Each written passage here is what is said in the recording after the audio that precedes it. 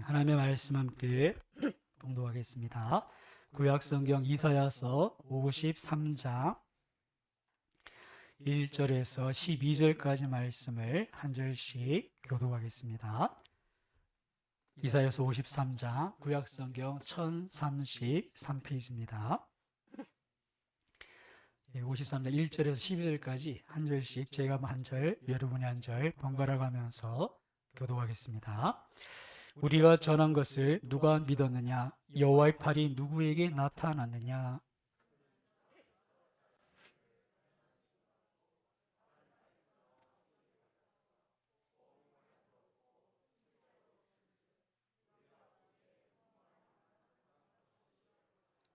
그는 멸시를 받아 사람들에게 버림받았으며 간고를 많이 겪었으며 질고를 아는 자라. 마치 사람들이 그에게 얼굴을 가리는 것 같이 멸시를 당하였고 우리도 그를 귀히 여기지 아니하였도다.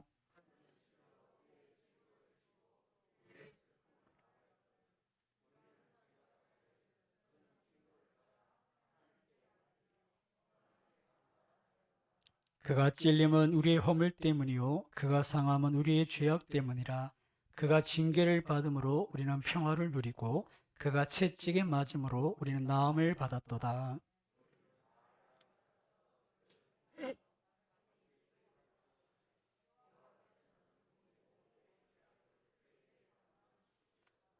그가 곤욕을 당하여 괴로울 때에도 그 입을 열지 아니하였으며 마치 도수장으로 끌려가는 어린 양과 털 깎는 자 앞에서 잠잠한 양같이 그 입을 열지 아니하였도다.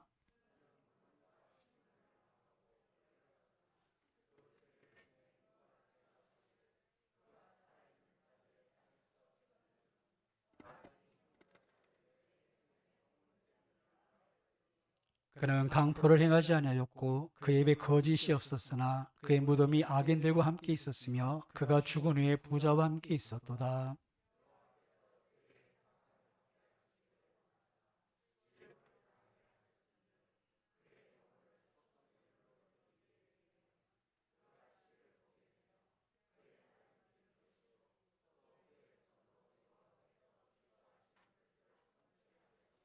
그가 자기 영혼에 수고한 것을 보고 만족하게 여길 것이라. 나의 의로운 종이 자기 지식으로 많은 사람을 의롭게 하며 또 그들의 죄악을 친히 담당하리로다.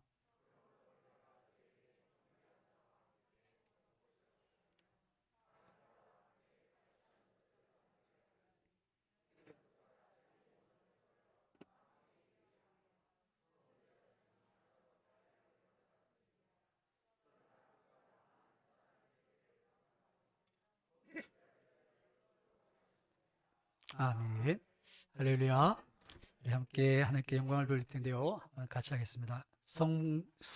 성삼위 하나님께 감사와 찬송과 영광을 올려드립니다.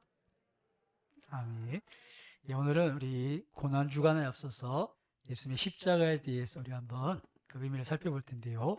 우리의 죄악 때문에 라는 제목으로 말씀을 살펴보도록 하겠습니다. 우리나라에는 두 가지 큰 명절이 있습니다. 설과 추석인데요.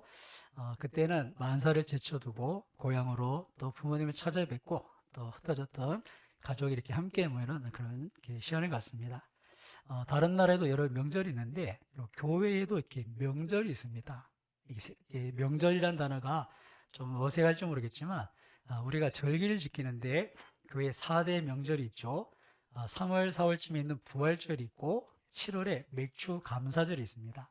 11월 셋째 주에 추수감사절이 있고 12월 25일은 성탄절이 있습니다. 이 네 가지 절기가 있는데 여러분 퀴즈. 이 네 가지 절기 중에 교회에서 가장 중요하게 여기는 절기가 어느 절기일까요? 부활절이라고 하시는 분도 계시고 우리가 얼핏 생각하면 예수님 탄생을 이렇게 기념하는 온 세상 사람들이 크리스마스, 메리 크리스마스라고 이렇게 축제를 벌이는 성탄절이 가장 큰 절기가 아닐까 그렇게 생각할 수 있습니다. 물론 주님이 이 땅에 오신 것은 정말 역사적으로 중요한 사건이죠. 그래서 예수님이 오심을 기준으로 우리 인류의 역사가 기원전, 기원으로 나뉘어지게 됩니다. BC, Before Christ, 그리스도께서 오시기 전 몇 년, 그리고 AD, 아노 도미니, 그리스도께서 오시고 난 후 몇 년, 그렇게 역사의 기준을 삼게 된 것인데요. 그만큼 예수님이 이 땅에 오신 사건은 인류 역사의 가장 중요한 사건인 것을 알 수 있는데요. 예수님께서 이 땅에 태어나신 것, 이것이 왜 중요한 의미를 갖겠습니까?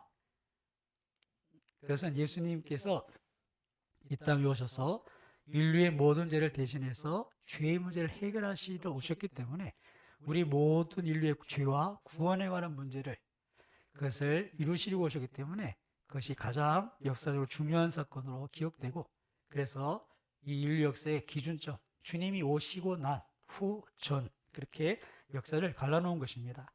그러면 성탄절이 사실 가장 중요한 의미를 가져야 되는데, 그런데 여러분, 그 주님의 오심마저도 십자가에서 우리를 위해 죽으신 것, 자기 백성을 저희 죄에서 구원하시겠다는 그 십자가 죽음도 부활이 있어야 모든 것이 완성되는 줄 믿습니다. 그러니까 예수님이 부활하셨기 때문에 정말 예수님은 하나님의 아들이셨구나. 예수님이 십자가에 죽은 것은 그냥 억울하게 죽은 것, 사람들의 시기와 제자들의 배신 때문에 억울하게 죽은 게 아니라 우리 죄를 대신해서 죽으신 그 죽음이구나 하는 것을 우리가 받아들일 수 있는 거죠. 그러니까 부활하신 것이, 예수님이 이 땅에 오신 것이 인류 역사의 가장 중요한 사건이었고, 예수님의 십자가가 모든 사람의 죄를 대신한 대속적인 죽음이었다는 것을 증명하는 그런 사건입니다. 그래서 이 부활절이 교회 가운데 가장 중요한 절기로 여겨지는 것인데요. 예수님께서 이 부활을 통해서 살아생전을 하셨던 말씀과, 특별히 예수님께서 이 땅에 오신 것이 우리 죄에서 구원하시겠다 하신 그런 목적을 가지고 오신 것인데, 이 부활을 통해서 모든 것이 분명해졌다는 것을 여러분 좀 기억하셨으면 좋겠습니다. 그래서 기독교의 신앙은 그 핵심은 부활이 있는데요. 오늘 우리가 이사야서 말씀을 한번 잠시 살펴보면서 그 부활, 우리에게 베푸신 그 십자가의 은혜와 예수님께서 이 땅에 오신 그 사건이 어떻게 완성되는지, 그 십자가의 의미를 오늘 본문 말씀을 통해서 한번 살펴보겠습니다. 특별히 우리 죄를 대신해서 죽었다, 우리의 죄악 때문이라는 것을 대속적인 죽음이라는 주제를 한번 살펴볼 텐데요. 오늘 읽었던 이사야서 말씀은 주전 700년 전쯤 쓰여진 그 말씀입니다. 그러니까 하나님께서 이스라엘 백성들이 범죄하고 나중에 이제 바벨론의 나라가 망한 뒤에 나중에 하나님께서 다시 이 나라를 회복시키실 것을 바라보시면서 예언해 주시는 말씀인데, 장차 메시아가 올 거다, 그리스도께서 오실 것이다, 그래서 너희를 구원하실 것이다, 그렇게 700년 전쯤 오실 메시아에 대해서 말씀하시는 그런 말씀입니다. 오늘 말씀을 여러분 읽어보셨지만 이 이사야 선지의 예언이 굉장히 이렇게 놀라운 것이 매우 구체적이라는 겁니다. 700년 후에 오신 예수님의 죽음에 대해서 너무나 자세하게 기록하고 있다는 것인데요.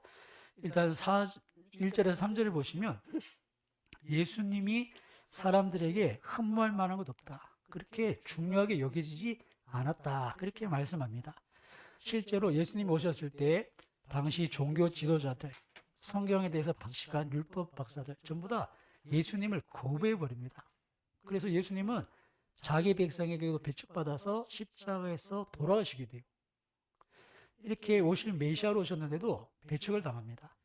지금도 이스라엘의 유대인들은 오실 메시아를 아직도 기다리고 있어요. 그들이 바라는 메시아는 다윗과 솔로몬의 시대 같이 우리를 부강하게 해줄 그런 메시아를 기다렸는데, 2022년 전 오셨던 그 예수님은 초라하기 그지없는 거예요. 그렇게 십자가에 힘없이 죽은 예수님은 메시아로 인정받지 못하고 있는 거죠. 그래서 유대인들은 아직도 구약에 예언된 메시아를 기다리고 있어요. 근데 그들에게 고민은 이 이사야서 53장 말씀을 어떻게 해석이 될지 답이 없는 거예요. 하나님이 고난받는 메시아에 대해서 말씀하는데 도저히 우리 생각에는 이게 말이 안 맞는 것 같아 보여. 그래서 오늘 이사야서 53장 1절에 보시면 이 말씀을 전하는, 예언하는 이사야 역시 너무 이렇게 놀라워하는 것을 볼 수 있는데요. 우리 1절을 같이 한번 다시 봉독해 보겠습니다. 53장 1절 같이 봉독합니다. 우리가 전한 것을 누가 믿었느냐? 여호와의 팔이 누구에게 나타났느냐? 아멘. 우리가 전한 것을 누가 믿었느냐? 공동 번역에 보면 이렇게 번역합니다. 그러니 우리에게 들려주신 이 소식을 누가 고지 들으랴? 야훼께서 팔을 휘둘러 이루신 일을 누가 깨달으랴? 앞으로 메시아가 올 텐데 사람들이 그 메시아를 거부하더라는 거예요. 십자가에 고통받고 죽게 된다는데 이게 어떻게 이해가 되냐? 이것을 누가 고지 듣겠냐? 지금 이사야가 하나님의 말씀을 전하면서도 자기도 이해를 못하는 거예요. 아니 메시아가 오셔서 우리를 구원하신다는데 아니 이렇게 고난당하다 죽게 된다니 이걸 누가 믿겠냐? 그렇게 시작을 하면서 예수님께서 사람들에게 멸시를 받게 될 것이다. 그렇게 말하고 4절 이하를 보시면 예수님이 십자가에서 죽으신 장면을 생생하게 기록합니다. 특별히 5절에 보시면 그가 찔림은 가시면류관으로 찔림을 받고 창에 찔림을 받고 그렇게 찔림을 당하시는 장면, 또 그렇게 채찍을 당하시고 고난받는 장면, 특별히 채찍질, 예수님께서 십자가 지시기 전에 미리 채찍으로 맞으셨던 장면을 분명히 볼 수 있습니다. 자, 그리고 6절에 보시면 제자들이 다 각기 제 길로 흩어지는 모습도 소개하고 있고요. 그리고 예수님께서 7절 이하에 보시면 이런 고난 가운데서도 잠잠히 아무 말하지 않고 이 억울한 재판 가운데 거짓 증인들이 증인하는 증거를 대는데도 아무 소리 하지 않고 단 한마디 네가 그리스도냐 할 때 네 말이 옳다. 딱 그 한마디 하시거든요. 그 예수님께서 이렇게 잠잠하게 이 모든 고난을 당하는 것을 우리에게 기록해 줍니다. 특별히 9절에 보시면 그 무덤이 악인들과 함께 있었으며 그가 죽은 후에 부자와 함께 있었다. 예수님께서 십자가에 죽으신 후에 아리마대 사람 요셉이라는 사람이 부자가 자기를 위해 만들어둔 무덤에 아무도 쓰지 않은 무덤에 예수님의 시신을 걷어다가 그 무덤에 장사를 지내죠. 부자의 무덤에 주님께서 장사 지낸 것까지 기록되어 있습니다. 뿐만 아니라 마지막 12절 보시면 예수님께서 십자가에 지셨을 때 강한 자와 함께 탈취한 것을 나눈다. 예수님의 그 옷을 다 그 군사들이 나누는 장면, 또 범죄자 중에 하나로 헤아림을 받는가. 예수님이 두 강도 사이에 못 박혀 죽으시죠. 십자가. 그러니까 강도처럼 여겨지는 거예요. 범죄자처럼 헤아림을 받는 거죠. 그러나 그가 많은 사람의 죄를 담당하였으며 범죄를 위해 기도하였다. 예수님 십자가에서 기도하시기에 저들이 하는 것을 알지 못합니다. 저들의 죄를 용서해 주십시오. 십자가에서 그 기도를 드리시고 마지막에 다 이루셨다. 자기 백성을 저희 죄에서 구하러 오신 그 예수님은 이 이사야의 예언처럼 다 이루시고 우리의 죄의 문제를 해결하시고 우리에게 생명의 길, 하나님께 나아갈 이 길을 열어주신 줄 믿습니다. 그러니까 이사야 53장은 700년 뒤에 오실 메시아에 대해서 자세하게 기록하고 있는 거죠. 자, 이런 메시아. 그런데 도저히 아까 드렸던 것처럼 이 전하는 이사야도 이해가 잘 안 돼요. 이것을 누가 고지 듣겠냐? 아니 메시아가 우리를 구원하실 분 오시면 뭔가 힘 있고 능력 있고 로마를 뒤집었고 이렇게 우리를 구원하실 것 같은데 정말 힘없이 잠잠히 그렇게 십자가에 죽는 그 메시아 이사야 역시 이 말씀을 전하면서도 누가 고지 듣겠는가? 그런 이렇게 질문을 하게 되는데요. 여전히 우리 가운데도 이 예수님의 십자가 이것을 이해하기 쉽지 않습니다. 하지만 이 53장 말씀처럼 700년 후에 예수님이 이 땅에 오셨고 정말 잠잠히 십자가를 지시고 그 십자가에서 다시 사심으로 그 예수님이야말로 우리를 구원하시려고 예언된 메시아시다. 우리를 죄와 사망에서 건지시고 우리를 구원하실 하나님의 아들이시라는 것을 그 십자가를 통해서 그 부활을 통해서 이 모든 말씀의 성취를 통해서 우리에게 확증해 주신 줄 믿습니다. 그러니까 성경을 보면 그분이었다는 것을 자세히 알 수 있죠. 제가 자주 말씀드리지만 우리가 한 4가지 사실만 알면 어떤 사람을 찾아갈 수 있습니다. 먼저 시간을 보면 이번 주 토요일 12시에 낮에 12시에 한 가지, 그 다음에 대백 앞에, 그리고 그곳에서 아래로 흰색 옷을 양복을 입은 사람, 게다가 빨간색 장미 꽃다발 든 사람, 그 사람을 만나십시오 하면 여러분 찾아가 만날 수 있겠습니까? 없겠습니까? 이 4가지만 알면 오늘 이번 주 토요일 12시에 대백 앞에 아래로 흰색 깔끔하게 양복을 입고 빨간색 장미 꽃다발 든 사람, 이거 못 찾아갈 사람은 잘 없으시겠죠. 기억이 안 나시면 약간 치매기를 의심해봐야 돼요. 이 4가지만 해도 아는데 오늘 이사야 53장만 해도 예수님에 대해서 여러 가지 말씀해 주세요. 우리가 2022년 전에 오셨던 그 예수님, 그리고 십자가에 죽으신 그분을 보면서 그가 부자의 무덤에 묻히신 걸 보면서 아, 이분이 바로 그분이셨구나 하는 것을 분명히 알 수 있다는 겁니다. 자, 그 예수님께서 예언된 대로 이 땅에 오셨고 십자가에 죽으셨고 부활하심으로 우리의 구원자이심을 증명해 주셨는데, 그럼 그 십자가가 도대체 무슨 의미인가? 왜 사람들이 이것을 쉽게 고지고대로 이렇게 받아들이지 못할 정도로 이렇게 우리가 생각하는 것과 다른 모습으로 십자가에 죽으셔야만 했는가? 그것을 한번 살펴볼 텐데요. 우리 5절 말씀을 다시 한번 봉독해 보겠습니다. 5절입니다. 그가 찔림은 우리의 허물 때문이요 그가 상함은 우리의 죄악 때문이라. 그가 징계를 받음으로 우리는 평화를 누리고 그가 채찍에 맞음으로 우리는 나음을 받았도다. 아멘. 그럼 이사야 선지자를 통해서 하신 말씀은 메시아가 올 텐데 우리가 이렇게 곧대로 받아들이지 못할 정도로 이렇게 정말 나약하고 무기력하게 보이고 이렇게 비참한 죽음을 당하는 그런 메시아로서 우리 가운데 오셔야 되는가? 그것에 대해서 오늘 5절 말씀을 통해서 분명히 말합니다. 우리의 허물과 죄악 때문이다. 우리의 허물과 죄 때문에 그분은 우리 대신 죽으셔야 될 수밖에 없었다는 겁니다. 에베소서 2장 1절은 우리에게 대해서 이렇게 말씀합니다. 그는 허물과 죄로 죽었던 너희를 살리셨도다. 예수님이 이 땅에 오신 이유는 단 한 가지입니다. 우리에게 뭐 하는 일, 만사 형통을 위해서 오신 것도 아니고 정말 우리 마음의 소원을 들어주시려고 오신 분도 아니고 도깨비 방망이 같은 그런 분도 아니고 우리의 허물과 죄로 죽었던 우리를 살려내시기 위해서 이 땅에 오셨고 그 방법은 십자가에서 대신 죽는 거였습니다. 한번 따라해 보겠습니다. 대신 죽으셨다. 이것을 대신 죽는다, 대속적 죽음이다 이렇게 표현하는데요. 대신 죽는 것, 이것이 어떤 것인지 한 가지 이야기를 들려드리겠습니다. 어느 가정에 홀로머니 스라의 두 아들이 있었습니다. 큰아들은 믿음직하고 금년성실한 그런 아들이었고 반면 둘째는 자유분방하고 때로는 정말 어머니 속을 썩히는 이렇게 마음대로 이렇게 사는 그런 아들이었습니다. 그러다가 어머니가 병이 나고 세상을 떠나기 마지막 전에 큰아들에게 부탁합니다. 내가 가면 네가 동생을 잘 돌봐줘라. 이제 너밖에 믿을 게 없구나. 아비 없이 자란 네 동생 끝까지 사랑해주고 네가 잘 챙겨줘라. 그리고는 어머니는 떠나갑니다. 그리고 남은 형은 동생을 어머니의 유지를 받들어서 이렇게 잘 돌봅니다.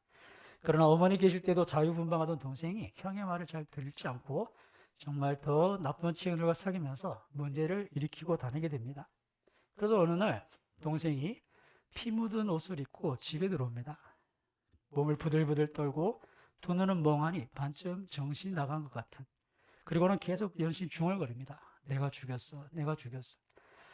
이런 상황을 파악한 형이 동생에게 옷을 벗으라 그러고 가서 좀 씻고 좀 일단 자라, 자고 나서 일할 수습하자. 그리고는 동생을 달래서 씻기고 자기가 입던 옷을 입히고 재웁니다. 그러고 나서 얼마 있다가 경찰이 왔을 때 이 형은 동생의 옷을 입고 자백을 합니다. 내가 죽였다고. 경찰에 가서 이제 검사를 하는데 신문을 봤는데 자기가 자백을 하고 입고 있는 옷의 피는 확실하고, 그래서 이 형이 사형 언도를 받습니다. 그리고 나중에 이 형이 이제 형장이슬로 사라지고 유품이 이제 집으로 전달되는데 그 안에 편지 한 장 있습니다. 동생에게 마지막 편지를 쓴 건데 이렇게 써 있습니다. 사랑하는 동생에게 어머니께서 너를 잘 돌봐주라고 부탁받았는데 이제는 더 이상 너를 돌봐줄 수가 없겠구나. 이제는 형 목까지 멋지게 살아다오. 형이 동생을 대신해서 죽은 거죠. 이게 대속적 죽음입니다. 오늘 6절 말씀에 보시면 이런 말씀이 있는데요. 우리 6절도 같이 한번 봉독해 보겠습니다. 우리는 다 양 같아서 그릇 행하여 각기 제 길로 갔거늘 여호와께서는 우리 모두의 죄악을 그에게 담당시키셨도다. 아멘. 기독교의 복음, 은혜의 복음은 이런 의미입니다. 내가 죄를 담당하면 지옥의 영원한 형벌을 받아야 되는데 이 모든 죄악을 어떻게 하셨다고요? 그에게, 장차 오실 메시아 예수님에게 담당했다는 거예요. 예수님이 우리 죄 대신 십자가에 죽으신 거예요. 내 죄 때문에 내가 저주를 받아야 되는데 예수님이 십자가에서 모든 저주를 받으시고는 다 이뤘다. 죄의 문제 이제 다 해결했다. 내가 모든 값을 지불했다. 그렇게 선언하시고 운명하시죠. 예수님의 죽음은 정말 그 시대에 불행한, 정말 많은 사람들에게 인기가 있었지만 제자들의 배신과 사람들의 시기심 때문에 돌아가신 것이 아니고 로마 제국의 그런 경계 대상, 그렇게 제거된 것이 아니라 예수님은 태어나실 때부터 그 이름을 예수로 하라. 자기 백성을 저희 죄에서 구원할 자시다. 그렇게 이 땅에 오셨고 우리를 구원하시기 위해서 허물과 죄로 죽었던 우리를 대신해서 십자가에 죽으셨던 것이죠. 그리고 부활하심으로써 예수님의 죽음이 어떤 의미가 있는지, 그분이 이 땅에 오신 것이 자기 백성을 구원하시러 오신 그것이 인류 역사에 얼마나 중요한 것인가를 우리에게 확증해 주신 것입니다. 여러분, 예수님의 죽음, 이것은 인류를 구원하기 위한, 죄의 문제를 해결하기 위한 하나님의 구속의 원리를, 대속적 죽음이라는 것을 알려주십니다. 이미 창세기에서부터 아담과 하와가 범죄하고 에덴에서 쫓겨났을 때 하나님은 짐승을 잡아서 그 가죽으로 그 벌거벗은 걸 가려주십니다. 여러분, 하나님의 은혜라는 것은 우리의 죄를 가리고 덮는 것이 은혜인 줄 믿습니다. 그러기 위해서 짐승이 죽었던 것처럼 지금도 우리가 예수 믿고 다 죄를 짓습니다.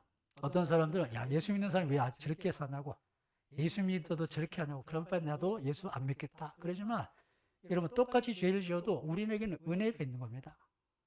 우리가 죄인 것을 인정할 때 예수님은 그 십자가의 죽으심을 통해서 그 의로 우리를 덮어주시는 거예요. 따라해보겠습니다. 의로 덮어주신다. 그러니까 우리가 예수님 믿고 죄가 없는 게 아니라 여전히 죄인이지만 그 십자가에 죽으신 그분이 죄는 다 가져가셨고 그분의 의로 우리를 덮어주셔서 은혜로 우리가 의롭다함을 받는 겁니다. 죄가 있지만 의롭다고 인정해 주시는 것이죠. 그렇게 아담 때부터 하나님께서 이 대속적 죽음에 대해서 말씀해 주셨고, 구약의 제사제도, 짐승을 잡아 대신 피를 흘리는 것, 내가 죽어야 되는데 주님 이 짐승을 대신 죽입니다. 내 죄를 용서해 주십시오. 이렇게 대속적 죽음에 대해서 계속 말씀해 주셨습니다. 그리고 이사야 선자 53자, 이 고난받는 메시아된 예언 역시 이 대속적 죽음에 대한 말씀이고, 그리고 예수님은 그 하나님의 구원의 계획대로 이 땅에 오셔서 우리의 죄를 대신해서 대속적 죽음, 십자가에서 자신을 내어주신 것이죠. 사랑하는 여러분, 이런 모든 하나님의 계획, 또 예언된 말씀, 예수님은 십자가에서 다 이루신 줄 믿습니다. 우리가 그 예수님을 믿음으로 받아들이면 예수님의 의가 내 것이 되고, 예수님을 우리 안에 모시면 그분 안에 있는 영원한 생명이 우리의 것이 되는 것이죠. 예수님께서 십자가에 달려 죽으심으로 우리의 모든 죄 허물을 사하셨고 우리에게 새로운 생명을 주십니다. 그리고 우리가 주 안에서 새로운 삶을 살게 되는데, 아직도 우리가 예수님 앞에 죄인인 것을 인정하지 않으니까 예수님이 나랑 무관한 거예요. 예수님께서 친히 말씀하신 것처럼 나는 의원은 병든 자에게 필요하지 건강한 사람에게 필요 없다. 우리가 죄가 없다고 하면 예수님은 우리와 아무 상관이 없는 줄 믿습니다. 내가 죄인인 것을 깨닫고 인정할 때, 예수님의 십자가를 바랄 때 그분은 나의 주님이 되시고 우리의 삶에 오셔서 우리를 하나님의 자녀로 새로운 삶을 살게 하시는 것이죠. 여러분, 우리가 죄인이라는 것을 깨닫게 되기를 주님의 이름으로 축원합니다. 제가 보기에 봐서 이렇게 죄질 만한 분들은 아니신 것 같아요. 옆에 분한번 잠시 한번 보세요. 예, 째려보지 마시고, 제가 보기에는 죄질 만한 분은 안 계신 것 같아요. 그런데 여러분, 하나님 우리에게 모든 사람이 죄를 범하였음에 하나님의 영광에 이르지 못한다는 거예요. 여러분, 이 말에 동의하십니까? 아멘 하셔야 되는 게, 우리가 생각하는 죄는 법을 어기면 죄인데, 하나님이 말씀하시는 죄는 하나님의 법을 어기는 것이 죄인 줄 믿습니다. 하나님의 뜻과 어긋나면 죄인 거예요. 부모를 공경하지 않는 게 죄인 줄 믿습니다. 자, 눈을 감아보시고, 내 평생에 부모님 공경 안 한 적 없다 하시는 분은 오른손 한번. 그렇죠. 이게 안 되는 거예요. 우리는 하나님의 기준에 다 죄인이에요. 그래서 하나님께서 모든 사람이 죄를 범했다, 이거를 선언하고 계시고, 우리가 정말 우리 영의 양심의 그런 기준에 우리가 인정하게 된다면 예수님의 십자가를 바라보게 되고, 또 그 십자가를 통해서 우리가 다시 그 죄를 용서받고 새로운 기회를 얻게 되는데요. 오늘 6절 말씀 마지막에 보시면 6절 말씀을 보시면 다 양 같아서 그릇 행하여 각기 제 길로 갔다. 성경은 죄에 대해서 얘기할 때 제 갈 길로 가는 것, 지 마음대로 사는 것을 죄라고 얘기합니다. 아니 하나님 이게 뭐가 나쁩니까? 요즘 시대에 다 그렇게 사는 거죠. 그런데 하나님이 죄라면 죄인 거예요. 요즘 뭐 동성애도 뭐 다 성적 지향 아닙니까? 그럼 하나님께서는 남자와 여자를 창조하셨고 한 몸이 되어 가정을 이루게 하신 줄 믿습니다. 다른 성은 없는 거예요. 그리고 결혼이라는 제도 안에서 함께하지 않는 것은 범죄입니다. 그런데 시대가 그렇다고 뭐 혼전, 동거 이런 거 다 죄라는 거예요. 하나님께서 죄라고 했는데도 끝까지 각기 제 길을 가는 거 이게 죄입니다. 특별히 창조주가 계신데 하나님이 계신데 하나님 어디 있어? 하나님을 믿어 내 주목을 믿어 이게 죄라는 거예요. 예수님을 통해서 우리에게 구원의 길을 여셨는데 예수님 뭐 2000년 전에 유대의 땅에 태어나신 분이 나랑 무슨 상관이 있습니까? 그래 예수님과 무관하게 살면 예수님을 받아들이지 않는 것 자체가 죄라는 거예요.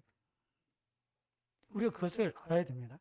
그렇게 우리가 죄인의 것을 하나님의 말씀의 기준에서 우리가 인정할 때 예수님의 십자가의 죽으심은 대속적 죽음으로 우리의 죄와 허물의 문제를 해결하시고 우리에게 다시 영원한 생명과 하나님의 자녀가 되는 권세를 주시는 줄 믿습니다. 그 십자가임을 기억해야 됩니다. 우리가 이 고난주간 또 부활주를 맞게 되기 전에 왜 예수님의 십자가 그것을 우리가 기억해야 되는가? 다시 그 십자가 앞에서 정말 예수님이 내게 필요한 분인가? 내가 죄인인 것을 인정하는가? 그렇다면 오늘 그가 찔림은 우리의 허물, 그가 상함은 우리의 죄악, 그가 징계를 받으면 우리가 평화를 누리고 그가 채찍에 맞으면 우리가 낫게 되는 이 은혜가 저 여러분 모두에게 풍성히 나타나기를 주님의 이름으로 축원합니다. 주님 그렇게 우리를 회복시키시고 치유하시기 위해서 오셨어요. 예수 믿는 것은 단순히 그냥 뭐 나중에 천국 가겠지 이런 막연한 기대가 아닙니다. 이건 죄를 지면 죄의 결과가 분명히 있습니다. 근데 이 결과를 회복시켜 주신다는 거예요. 우리가 죄에서 돌이켜 예수님 나의 주시라 인정하면 그분이 우리의 무너진 삶을 일으켜 주십니다. 우리의 망가진 삶을 고쳐주세요. 단 따라해 보세요. 시간이 걸린다. 우리가 구원받는 건 한순간에 구원을 받지만 우리의 무너진 삶, 죄로 망가진 삶은 회복되는 데 시간이 걸립니다. 우리 하나님에 가까이 하면 갈수록 빨리 회복되겠지만 정말 우리가 아직도 여전히 하나님 앞에 죄인인 것을 인정하고 예수님 나의 주라고 고백하지만 세상과 하나님 사이에서 머뭇거리면 이 죄의 결과가 계속해서 우리를 괴롭힐 수밖에 없는 것입니다. 분명히 오늘 말씀처럼 그가 찔림 우리의 허물 때문이고 그가 상함 우리의 죄악 때문이고 그가 징계를 받음으로 우리는 평화를 누리고 주님께서 채찍에 맞음으로 우리가 나음을 입었던 이 말씀을 다시 한번 깊이 새기시고 이 고난주간 다시 한번 주님 나를 위해 죽으신 주님 정말 내가 죄인 것을 기억하고 주님이 내 삶의 주인 되시길 기도합니다. 내 삶을 다스려 주시옵소서. 하나님께서 우리에게 주신 말씀처럼 아들을 주신 이가 그 아들과 함께 모든 것을 은혜의 선물로 주시지 않겠는가?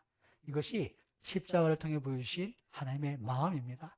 오늘 우리가 자세한 말씀을 다 다루긴 쉽지 않지만 그러나 오늘 제목처럼 우리의 죄악 때문에 예수님 십자가를 지셨고 단순히 죄의 문제만 해결하신 것이 아니라 죄로 인해 무너진 삶, 죄의 결과물까지도 주님 치유하고 회복하기를 원하신다는 것을 기억하셔서 다시 한번 우리가 십자가의 은혜 그 사랑에 감사할 수 있고 이 고난주간 특별히 우리의 분주한 삶 속에 우리가 정말 하나님 상관없이 살고 예수님 상관없이 내 마음대로 살던 삶이 있다면 하나님 다시 우리가 하나님께로 향합니다. 내 삶을 받아주시고 고쳐주시고 새롭게 해주십시오. 이렇게 하나님께 소망을 두는 십자가의 은혜를 다시 한번 기대하는 복된 여러분 되시길 주님의 이름으로